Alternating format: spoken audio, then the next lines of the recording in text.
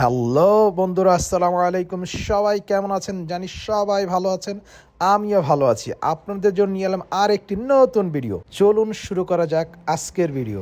আজকে আপনাদের দেখাবো আমার নিজের এলাকা।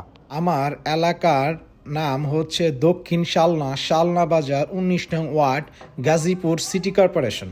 এখন আপনাদের সামনে শালনা বাজারের কিছু দৃশ্য তুলে ধরব এবং কি কি ধরনের প্রতিষ্ঠান আছে সে সম্পর্কে আপনাদের বিস্তারিত জানানোর চেষ্টা করব ইনশাআল্লাহ।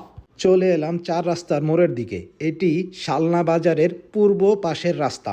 চার রাস্তার মোড়ের একটু সামনে একটি ব্যাংক রয়েছে। ব্যাংকটির নাম হলো IFIC ব্যাংক।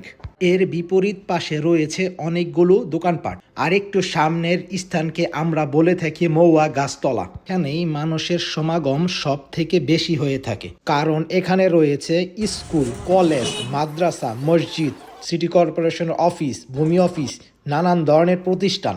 আরও রয়েছে শালনা বাজারের ঐতিহ্যবাহী বাজার, পুরান বাজার। এখানে সপ্তাহে 2 দিন হাট বসে, রবি এবং বৃহস্পতিবার।